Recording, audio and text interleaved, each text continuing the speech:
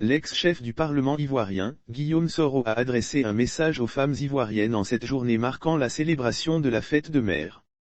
En ce jour de fête dédié aux mères, je voudrais adresser mes salutations chaleureuses à toutes les mamans de Côte d'Ivoire en ayant une pensée pour les sacrifices permanents qu'elles consentent pour l'éducation des enfants et pour la protection des valeurs de la famille, a posté ce dimanche 29 mai, Guillaume Soro depuis son exil. Je veux avoir une pensée spéciale pour toutes les mères qui portent en elles des blessures et qui ont besoin de notre affection en ce moment, vous qui, dans le silence et la résilience, affrontez au quotidien l'angoisse, les inquiétudes, pour transmettre les valeurs qui fondent la société, l'amour du prochain, la générosité et la solidarité. Merci pour ce don de vous-même que vous faites sans bruit et qui contribue à l'édification d'un monde à visage humain.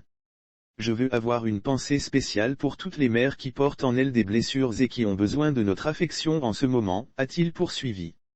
Des compagnons injustement emprisonnés dans ces mots de reconnaissance, l'ancien chef du Parlement ivoirien indique être particulièrement de tout cœur avec les mères qui sont jusqu'à ce jour privées de l'amour de leur fils parce qu'injustement détenus en prison dans le cadre de notre lutte politique.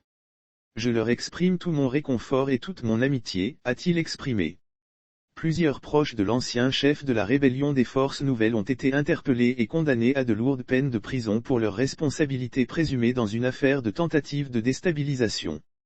Lire aussi Côte d'Ivoire, voici ce que sont devenus les biens de Guillaume Soro. Le plus illustre de ces prisonniers demeure sans doute, Souleymane Kamaraté dit Soul Toussoul qui croule en détention depuis son arrestation le 19 décembre 2019. Principal accusé de cette affaire qui dure depuis 2 ans, Guillaume Soro qui vit en exil depuis 3 ans a été condamné à perpétuité et est visé par un mandat d'arrêt international, lancé par la justice ivoirienne.